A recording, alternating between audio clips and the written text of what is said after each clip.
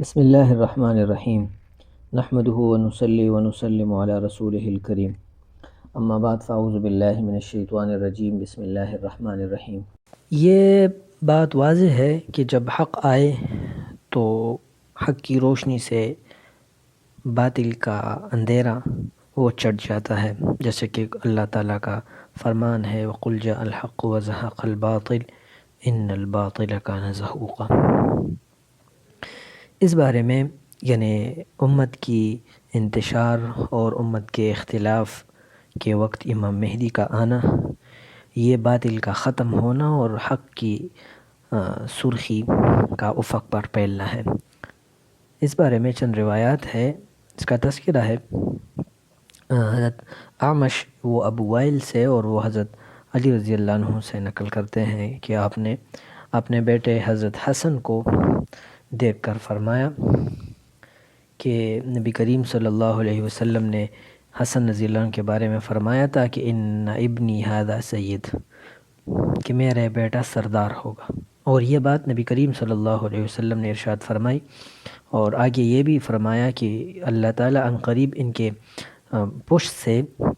ایک آدمی نکالے گا جس کا نام تمہارے نبی کے نام کی طرح ہوگا،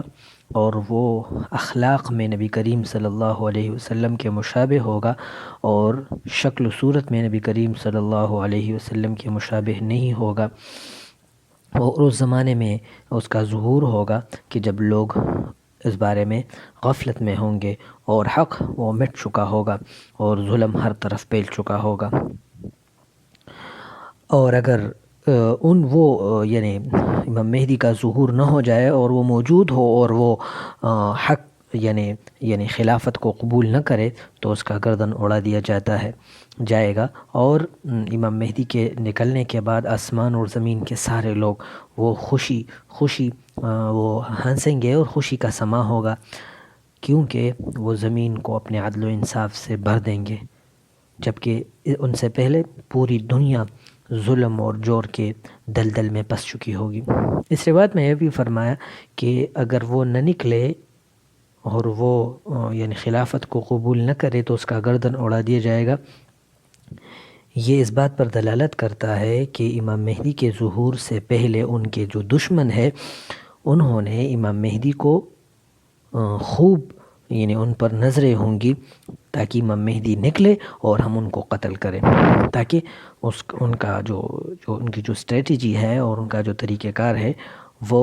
امام مہدی کا طریقہ کار وہ ختم ہو جائے، اور امام مہدی کے ظہور سے پہلے امام مہدی پر مکمل نظر ہوگی، اور ان کے بارے میں قتل کی دھمکیاں پہلے سے ان کو ملتی رہیں گی۔ جبکہ ابراہیم الجریری اپنے والد سے نقل کرتے ہیں کہ النفس الزکیہ یہ آل محمد میں سے ہوگا، اور وہ بغیر جرم اور بغیر گناہ کے قتل ہو جائے گا۔ جب اس کو قتل کریں گے تو نہ تو آسمان میں اور نہ زمین میں کوئی عذر والا یعنی بچے گا، ساری دنیا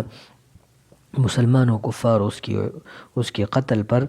یعنی عذر نہیں کریں گی، کسی کے پاس اس کے یعنی مارنے کا کوئی عذر نہیں ہوگا، کوئی ہیلہ نہیں ہوگا۔ تو اسی زمانے میں اللہ تعالیٰ امام مہدی کو نکالیں گے اور امام مہدی کا ظہور ہوگا، اور امام مہدی ان لوگوں میں آئیں گے جن کی یعنی آنکھوں میں وہ سرمہ ہوگا، یعنی سرمگی آنکھوں والے لوگ ہوں گے، اور جب وہ نکلیں گے تو لوگ ان کو روئیں گے، ان کی خوشی روئیں گے، اور یعنی اللہ تعالیٰ ان کے لیے مشرق اور مغرب کے سارے علاقے فتح کریں گے، اور جو ان کے ساتھ ہوں گے وہ صحیح سچے مومن ہوں گے، اور آخری زمانے میں جہاد کا علم بلند کرنے والے یہی ہوں گے۔ تو یہ روایت اس پر دلالت کرتی ہے کہ امام مہدی جب نکلیں گے تو ان کے ساتھیوں کی تعداد بہت کم ہوگی، اور کیونکہ اس زمانے میں لوگ امام مہدی کو جانتے ہوں گے لیکن وہ ڈرتے ہوں گے، اور یہ تصور کریں گے کہ اگر ہم اس زمانے میں ان حالات میں امام مہدی کا ساتھ دیں گے تو قتل ہو جائیں گے۔ لیکن چند جوانوں کا جن کی طرف اشارہ سرمگی آنکھوں سے کیا کہ ان کی کا ایمانی قوت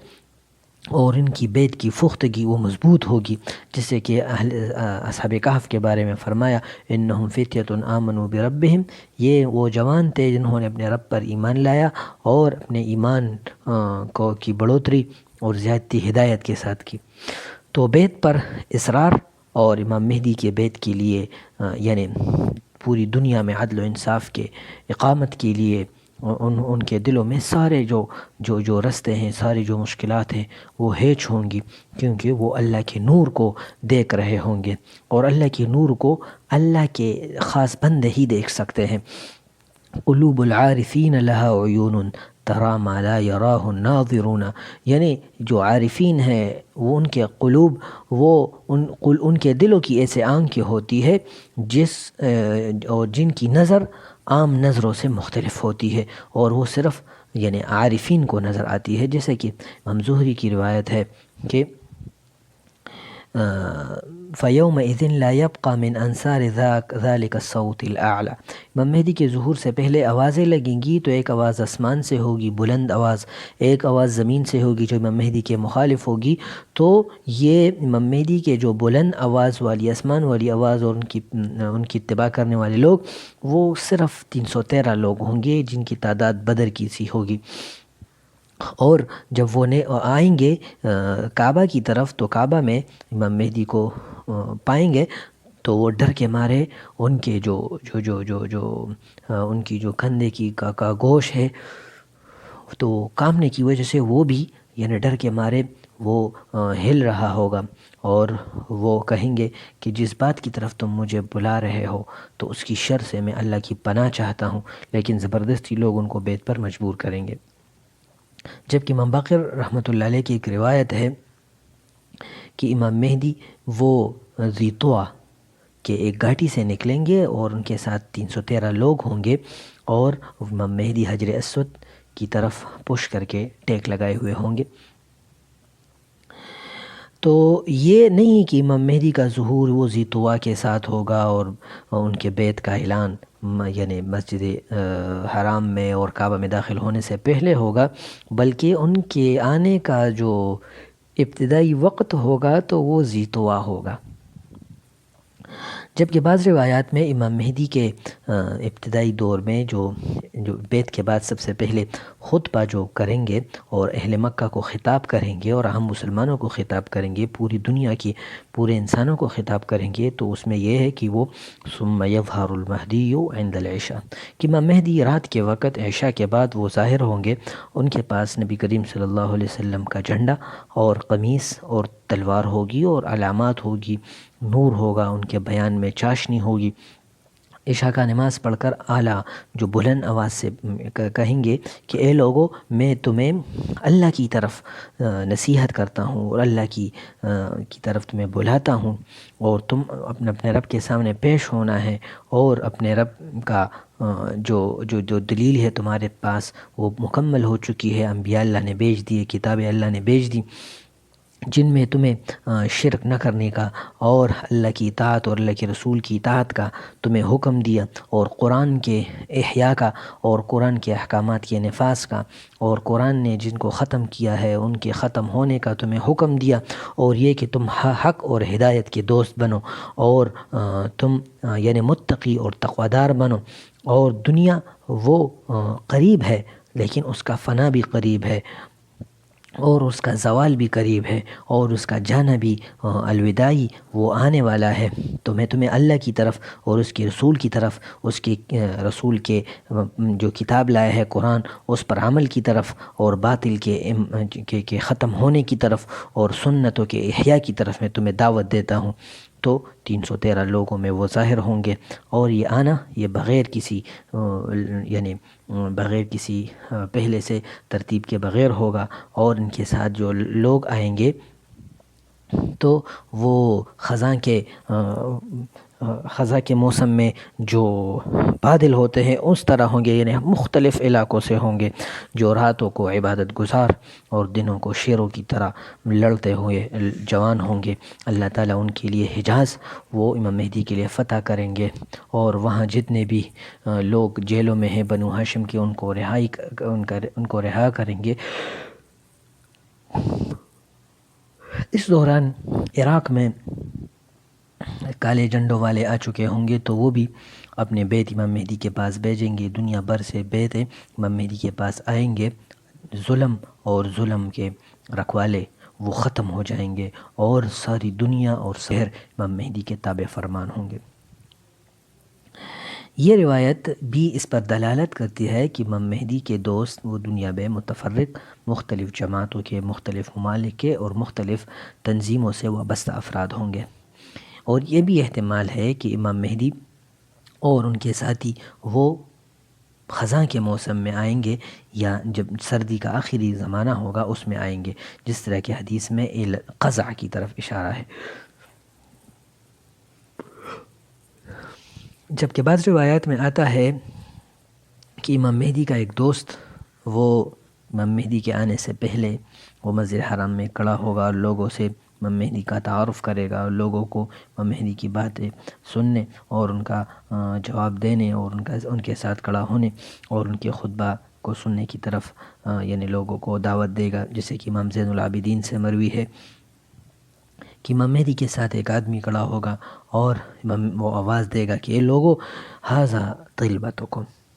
قد جاءکم، کہ تمہارا جو مطلوب تھا وہ اب آ چکا ہے، اور یہ جو تمہیں حکم دیتا ہے تو وہی باتوں کا حکم دیتا ہے جس کی طرف تمہارا رسول حکم دیتا ہے۔ تو لوگ یعنی خود آئیں گے اور وہ لوگ کہیں گے کہ پھر وہ خود آئیں گے اور لوگوں کو کہیں گے کہ میں فلاں ابن فلاں ہوں، نبی علیہ السلام کا نواسا ہوں، اور میں تمہیں وہی باتوں کا حکم دیتا ہوں جو تمہیں نبی کریم صلی اللہ علیہ وسلم دیتے تھے، تو کھڑے ہو جاؤ اور حق کے لیے لڑو۔ تو 313 لوگ کھڑے ہو جائیں گے اور حق کے لیے لڑیں گے۔ تو اس روایت میں ہے کہ رجل منہم، یعنی امام مہدی کا دوست ہوگا یا امام مہدی کے نسل میں سے ہوگا، اور لوگ اس کے ساتھ کھڑے ہوں گے، یعنی امام مہدی کو دیکھنے کے لیے لوگ اٹھ کھڑے ہوں گے، اور امام مہدی کا انتظار میں جو لوگ ہوں گے وہ امام مہدی کو دیکھنے آئیں گے۔ جبکہ ایک روایت میں یہ بھی ہے کہ اٹھیں گے، تو اس سے معلوم ہوتا ہے کہ اس کا ساتھ نہیں دیں گے، کیونکہ یعنی ڈرتے ہوں گے، کیونکہ یعنی وہاں کے جو حکومت کے جو کارندے ان سے ڈرتے ہوں گے۔ بعض لوگ ان کے خلاف اٹھ کھڑے ہوں گے اور ان کو قتل کریں گے، لیکن روایت کی دقت سے معلوم ہوتا ہے کہ لوگ امام مہدی کا انتظار کر کے ان کی شوق میں کھڑے ہوں گے اور ان کا تلاش کریں گے، لیکن اسی وقت امام مہدی کو بھی اور لوگوں کو بھی امام مہدی پر اور اپنے ساتھیوں پر ڈر ہوگا، اور ان کے قتل کا لوگ انتظار کریں گے کہ یہ تو بھی مرنے والا ہے۔ لیکن یہ بھی ہے کہ اس بات کی طرف بھی یہ اشارہ ضروری ہے کہ امام مہدی کے جو ساتھی ہیں 313، وہ حرم کو یعنی صرف وہی حرم کو آزاد کرنے میں اور مکہ کے آزاد کرنے میں یہ مشکل ہوگا ان کے لیے، بلکہ حدیث میں یہ ہے کہ وہ زمانہ وہ بہت سخت زمانہ ہوگا،